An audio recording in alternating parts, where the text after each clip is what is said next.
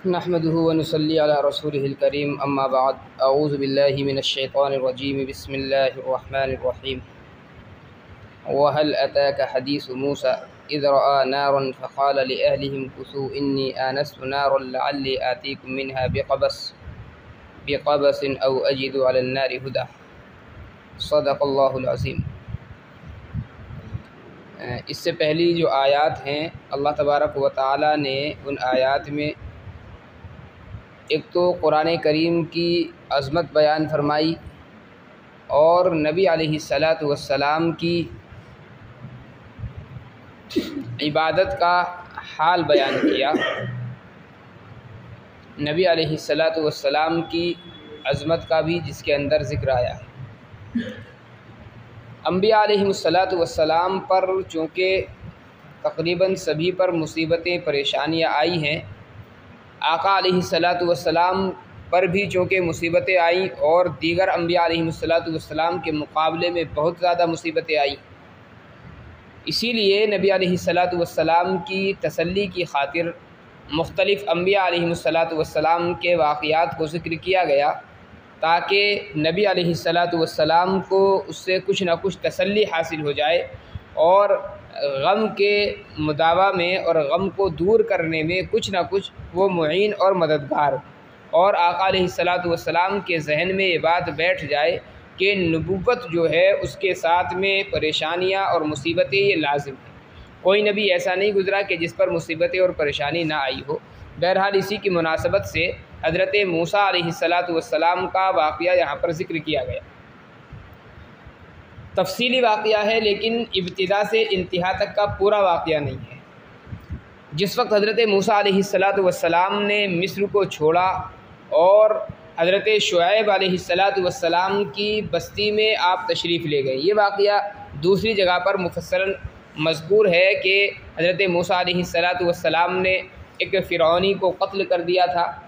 अगरचे वो भूल हुई थी हज़रत मूसा अलैहिस्सलातु वस्सलाम की, लेकिन चूँकि फ़िरौन गुस्सा था और पकड़ने के लिए उसने सिपाहियों को भेजा हज़रत मूसा अलैहिस्सलातु वस्सलाम को। किसी साहब ने आकर के जो आपका खैर खा था ख़बर कर दी कि इस तरह का मामला है और दरबार में तुम्हारे ख़िलाफ़ मुहिम चल रही है और तुम्हें गिरफ़्तार करने के लिए कुछ लोग आ रहे हैं।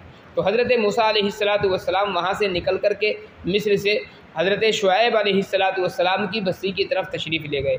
हज़रत शुएब अलैहिस्सलातु वस्सलाम के पास में वहाँ पर वो पहुँचे हैं और वहाँ पर हज़रत शुएब अलैहिस्सलातु वस्सलाम से ठिकाने की दरख्वास्त की। हज़रत शुएब अलैहिस्सलातु वस्सलाम ने उनको अपने घर में ठिकाना दिया और फिर अपनी बेटी की शादी हज़रत शुएब अलैहिस्सलातु वस्सलाम ने तय की हज़रत मूसा से, और उसके अंदर दो शर्तें हज़रत शुएब अलैहिस्सलातु वस्सलाम ने लगाई कि कम अज़ कम 8 साल तक तो तुम हर हालत में मेरी बकरियां चराओगे और अगर 10 साल पूरा कर दो तो तुम्हारी मर्ज़ी।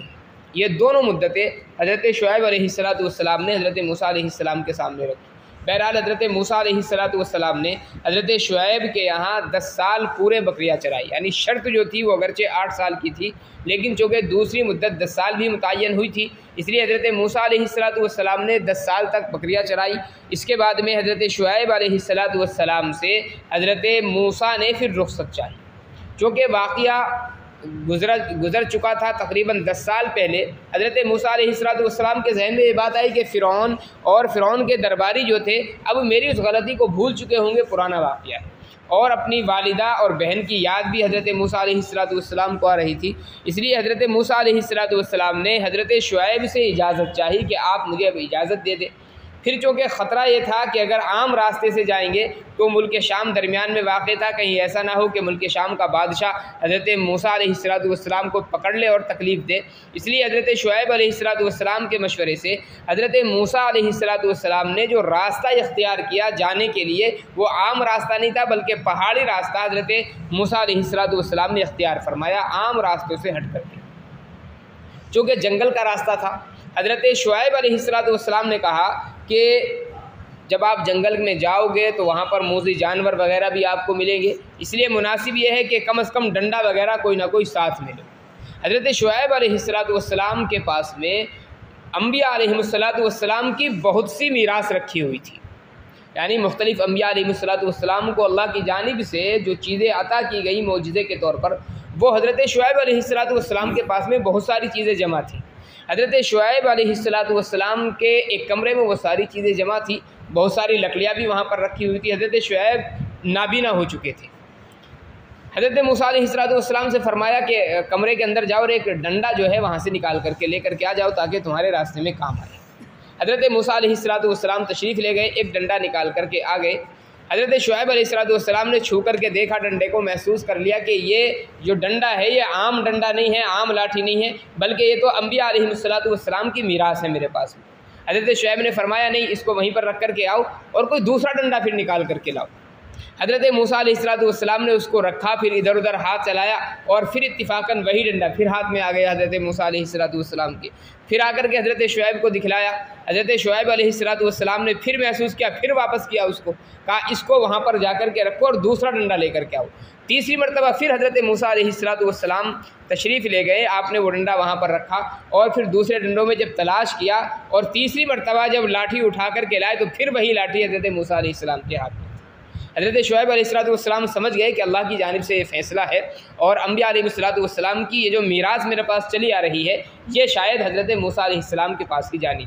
इसलिए हज़रत शुआइब अलैहिस्सलाम ने वो जो लाठी थी वो हज़रत मूसा अलैहिस्सलाम के सुपुर्द फरमाई। इसके बाद में यहाँ पर जो है हज़रत मूसा अलैहिस्सलाम ने रुख़्सत ली और मिस्र की तरफ रवाना हो गए।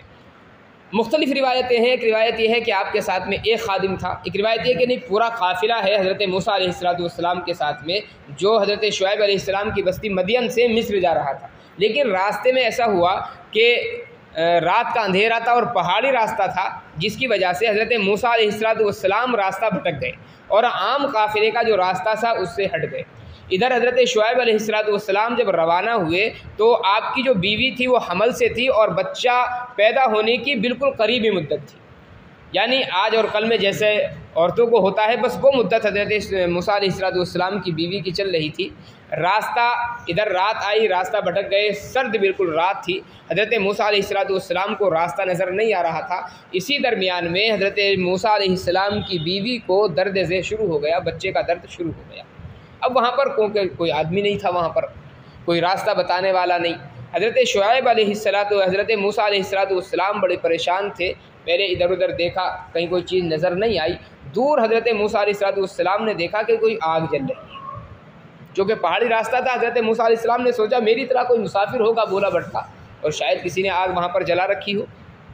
हज़रत मूसा अलैहिस्सलाम ने अपनी बीवी को वहीं पर छोड़ा और कहा कि देखो फ़ला जगह मुझे आग नज़र आ रही है, इसलिए मैं वहाँ पर जा रहा हूँ और आग वहाँ से लेकर के आऊँगा। मुमकिन है वहाँ पर कोई रास्ता बताने वाला भी मौजूद हो और मैं उससे रास्ता मालूम करके अपने सीधे रास्ते पर हम हो जाए। हज़रत मूसा अलैहिस्सलाम वहाँ पर गए, देखा तो वहाँ पर एक अजीब मंज़र था। आग तो नज़र आ रही थी और आग के शोले उठ रहे थे, लेकिन वो जो आग थी वो ज़मीन पर नहीं थी बल्कि एक दरख्त था और दरख्त के ऊपर वो आग जल रही थी। कुछ देर हज़रत मूसा अलैहिस्सलाम इंतज़ार में रहे दरख्त के नीचे जा कर के कि आग चौंके है और आग का कोई ना कोई शोला नीचे गिरेगा और उससे मैं आग लेकर के बीवी के पास जा कर के आग जला लूँगा। हज़रत शुआइब मूसा अलैहिस्सलाम ने कुछ देर इंतज़ार किया, आग का कोई शोला नीचे नहीं आया। तो फिर हज़रत मूसा अलैहिस्सलाम ने कुछ घास फूस वहाँ से जमा किया और हाथ को बढ़ा करके अब आग को हज़रत मूसा अलैहिस्सलाम लेना चाहते थे। जिस तरीके से आग की तरफ हज़रत मूसा अलैहिस्सलाम ने हाथ बढ़ाया, आग और ज़्यादा ऊंची हो गई। अब हज़रत मूसा को इससे भी बड़ा ताज्जुब हुआ, ये तो अजीब मामला है। एक रिवायत यह है कि हज़रत मूसा जब आग बढ़ा रहे थे तो वो आग ख़ुद तेज़ी से हज़रत मूसा की तरफ आ रही थी, जिसकी वजह से हज़रत मूसा अलैहिस्सलाम को कुछ खौफ भी महसूस हुआ। दूसरा है कि हज़रत मूसा ने देखा कि अजीब मंजर है कि आग दरख्त को जला देना चाहिए, लेकिन आग की वजह से दरख्त की खूबसूरती और ज़्यादा बढ़ गई थी। हज़रत मूसा अलैहिस्सलाम को इससे भी बड़ा ताज्जुब हुआ। हज़रत मूसा अलैहिस्सलाम डर कर के पीछे हट ही रहे थे कि अल्लाह तबारक व तआला ने फिर हज़रत मूसा अलैहिस्सलाम को आवाज़ लगाई और अल्लाह ने फरमाया कि मैं तुम्हारा रब। हज़रत मूसा अलैहिस्सलाम ने मालूम किया कि आप ही बोल रहे हैं, कोई ऐसा तो नहीं कि आपकी जानिब से कोई और आवाज़ मुझे लगा रहा हो। अल्लाह ने फरमाया कि नहीं, मैं ही हूँ और मैं तुम्हारा रब तुमसे बात कर रहा हूँ। फिर हज़रत मूसा अलैहिस्सलाम को अल्लाह ने फरमाया कि अपने जूते उतार। चूँकि ये जो मामला था, जिस जगह का मामला है वादी तुवा इसका नाम था और ये मुक़द्दस जगह थी, जैसा कि बैतुल मक़दिस की जगह है, मस्जिद नबवी की जगह है, खाना काबा की जगह, ये मुक़द्दस जगह हैं तो वादी तुवा जो थी ये भी मुक़द्दस जगह थी। हज़रत मूसा अलैहिस्सलाम को जूता उतारने का जो हुक्म दिया वो इस वजह से ताकि इस मुक़द्दस वादी की मिट्टी कुछ ना कुछ हज़रत मूसा अलैहिस्सलाम के कदमों में लगे और उसकी जो बरक़ात हैं वो हज़रत मूसा अलैहिस्सलाम को हासिल। एक रिवायत इसमें यह भी है कि हज़रत मूसा अलैहिस्सलाम को जूता उतारने का जो हुक्म दिया गया वो इस वजह से कि मुर्दार की खाल का वो जूता था जो हज़रत मूसा अलैहिस्सलाम पहने हुए थे। अब चूँकि मुर्दार की जो खाल होती है अगरचे सूखने के बाद तो वो पाक हो ही जाती है, लेकिन बहरहाल अदब के ख़िलाफ़ भी एक चीज़ थी, इसलिए हज़रत मूसा अलैहिस्सलाम को हुक्म दिया कि आप जूता उतारें। हज़रत मूसा अलैहिस्सलाम ने जूता उतारा और इसके बाद में अल्लाह तबारक व तआला से फिर तफसीली गुफ्तगू हज़रत मूसा अलैहिस्सलाम की हुई है, जिस गुफ्तगू को यहाँ पर अल्लाह तबारक व तआला ने ज़िक्र फरमाया। वहल अताका हदीस मूसा, और ए नबी सल्लल्लाहु अलैहि वसल्लम क्या आपको हज़रत मूसा अलैहिस्सलाम के क़िस्से की ख़बर पहुँची? इज़ रआ नारा, जबकि हज़रत मूसा अलैहिस्सलाम ने आग को देखा। यानी पिछला जो वाक़या था उसको ज़िक्र नहीं किया, दरमियान में आकर के जब हज़रत मूसा अलैहिस्सलाम कोहे तूर पर तशरीफ़ लाए हैं और वहाँ पर आपने आग देखी है, उस वहाँ से वाक़या ज़िक्र किया गया। फ़क़ाल लि अहलिही, हज़रत मूसा अलैहिस्सलाम ने अपने घर वालों से कहा, बीवी मुराद है या आप बीवी के साथ में खादिम था वो भी मुराद हो सकता है। कुसूर ठहरो, इन्नी आना सुनारा, मैंने आग देखी है, लाली आतीकुम मिन्हा बिक़बस, शायद मैं उस आग से तुम्हारे पास कोई शोला कोई अंगारा लेकर के आ जाऊँ, औ अजिदु अलन नारि हुदा, या मैं आग के पास कोई राह बतलाने वाला पालूँ, रास्ता दिखलाने वाला किसी को पालूँ। फ़लम्मा अताहा नूदिया या मूसा, जब हज़रत मूसा अलैहिस्सलाम वहाँ पर तशरीफ़ लाए, आवाज़ दी गई, ए मूसा इन्नी अना रब्बुक, मैं तुम्हारा रब, फ़ख़लन अलैक, अपने जूतों को उतार दे, इन्नका बिल वादिल मुक़द्दस तुवा, यकीनन आप मुक़द्दस वादी तुवा में। अब यहाँ पर एक सवाल पैदा ये होता है कि हज़रत मूसा अलैहिस्सलाम को आवाज़ दी मैं तुम्हारा रब, और मूसा ने मान भी लिया। ऐसा भी तो हो सकता था कि शैतान आवाज़ लगा रहा हो, तो हज़रत मूसा अलैहिस्सलाम ने आखिर कैसे यकीन कर लिया कि ये मेरे रब की आवाज़ है? मुफस्सिरीन इस सिलसिले में लिखते हैं कि हज़रत मूसा अलैहिस्सलाम का यकीन करना और अल्लाह का आवाज़ देना ये ख़ुद मोजिज़ाती तौर पर था। पहली बात तो ये है, इसमें असल जो बात है वो ये कि अल्लाह तबारक व तआला आवाज़ लगा रहा है, अल्लाह ने दिल को मुतमईन कर दिया होगा हज़रत मूसा अलैहिस्सलाम के बाद ख़त्म है बस, और दिल जब मुतमईन हो जाए तो फिर किसी एतराज़ की गुंजाइश नहीं होती। दूसरी बात यह है कि मुफस्सिरीन लिखते हैं कि अल्लाह के आवाज़ लगाने का जो तरीक़ा था वो भी अलग था, और हज़रत मूसा अलैहिस्सलाम के सुनने का जो तरीक़ा था वो भी आम तरीक़ों से अलग था। आम तौर पर जब कोई बंदा किसी को आवाज़ लगाता है, जिस सिमत से आवाज़ लगाएगा आवाज़ उसी सिमत से आती है। दाईं तरफ से कोई आवाज़ लगाए तो मालूम हो जाता है दाईं तरफ से आवाज़ आ रही है, बाईं तरफ से आवाज़ लगाए तो बाईं तरफ से मालूम हो जाता है, सामने से आवाज़ लगाए आदमी पहचान जाता है मुझे आवाज़ कहाँ से लगाई जा रही है।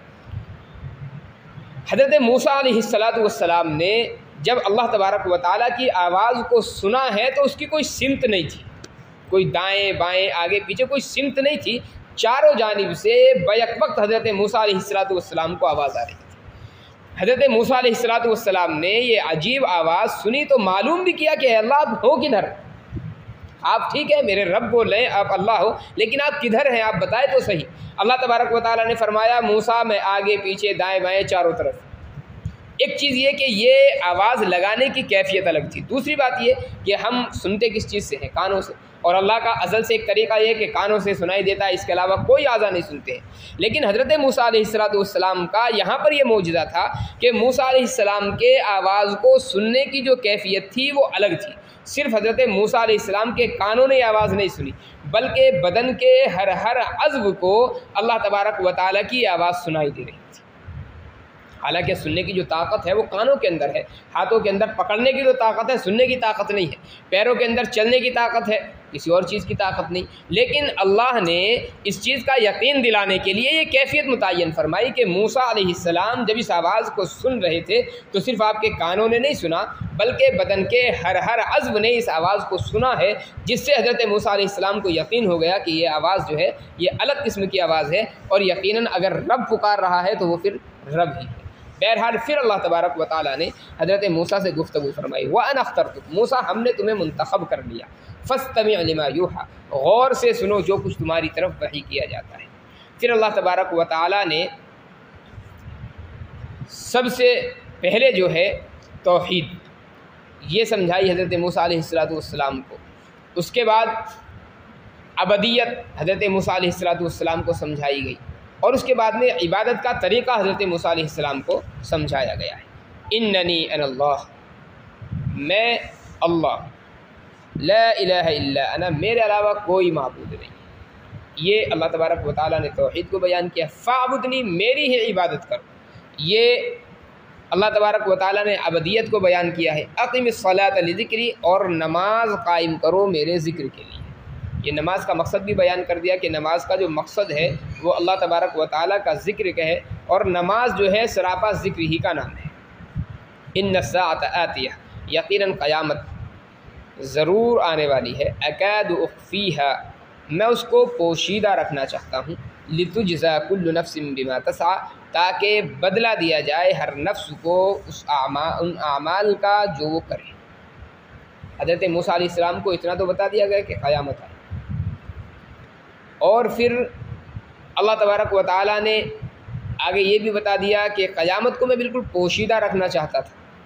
यानी होना तो ये चाहिए कि बताया ही नहीं जाता कि क़यामत आएगी, लेकिन बहरहाल ये तो बता दिया गया कि क़यामत आएगी, लेकिन कब आएगी अल्लाह ने फरमाया इसको पोशीदा रखना है, किसी के सामने इसका इजहार नहीं करना है मुझे। क्यों? इसलिए कि अगर इसका इजहार हो गया तो फिर लोग जो हैं आमाल में सुस्ती और कोताही करेंगे। अब अगर आदमी को मालूम हो जाए कि 10 दिन के बाद मेरी मौत है, तो वो 10 दिन इबादत करेगा, बाकी दिन इबादत ही नहीं करेगा। चूँकि हम जानते हैं कि अल्लाह तबारक व तआला जो है जिस लम्हे में भी आप तौबा करेंगे अल्लाह तौबा कबूल कर लेगा। मुझे मालूम है 2 साल के बाद मौत वाक़ है, तो कम से कम 1 साल तो पूरे ऐश के साथ बंदा गुजारेगा। सोचेगा चलो अगला साल जो है वो इबादत में गुजार लेंगे, अपने गुनाहों से तौबा कर लेंगे, अल्लाह माफ़ फरमा देगा। तो अल्लाह तबारक व तआला ने क़यामत का दिन मुतय्यन नहीं फरमाया किसी के सामने, ताकि हर आदमी जो है क़यामत से डर करके कुछ ना कुछ उसकी तैयारी करता रहे। अकाद उख़फ़ीहा, मैं उसको पोशीदा रखना चाहता हूँ ताकि बदला दिया जाए हर नफ्स को उसका जो वो करे। फ़ला यसुद्दन्नका अन्हा मन ला युमिनु बिहा वत्तबअ हवाहु फ़तरदा, हज़रत मूसा अलैहिस्सलाम को मुतनब्बे किया गया, तुम्हें राह हक़ से ना हटा दे वो आदमी जो आखिरत पर ईमान नहीं लाता, वत्तबअ हवा, ख्वाहिशात का इत्तिबा करता है, फ़तरदा, और वो आपको गुमराह करते। यानी ऐसा नहीं होना चाहिए। और ज़ाहिर है कि अम्बिया अलैहिस्सलाम के लिए तो गुमराही मुतसव्वर ही नहीं हो सकती। हम तसव्वुर भी नहीं कर सकते कि अम्बिया अलैहिस्सलाम गुमराह हो सकते हैं। हज़रत मूसा अलैहिस्सलाम को ख़िताब किया गया, मतलब ये है कि मूसा अलैहिस्सलाम के वास्ते से आम उम्मत को यह ख़िताब किया जा रहा है कि क़यामत जो है यकीनी है, और कहीं ऐसा ना हो कि शैतान के फंदे में आकर के आदमी क़यामत से गाफिल हो जाए और फिर राह हक़ से भटक जाए। बाकी गुफ्तगू जो है वो आगे है अल्लाह तबारक व तआला की। अल्लाह बातों पर अमल की तौफ़ीक़ इनायत फ़रमाए और अपनी मर्ज़ियात के मुताबिक ज़िंदगी गुजारने की तौफ़ीक़। सुब्हानल्लाहि व बिहम्दिही, सुब्हानकल्लाहुम्मा व बिहम्दिका, व नशहदु अन ला इलाहा इल्ला अंता, नस्तग़फिरुका व नतूबु इलैक। सुब्हान रब्बिका रब्बिल इज़्ज़ति अम्मा यसिफ़ून, व सलामुन अलल मुरसलीन, वल्हम्दुलिल्लाहि।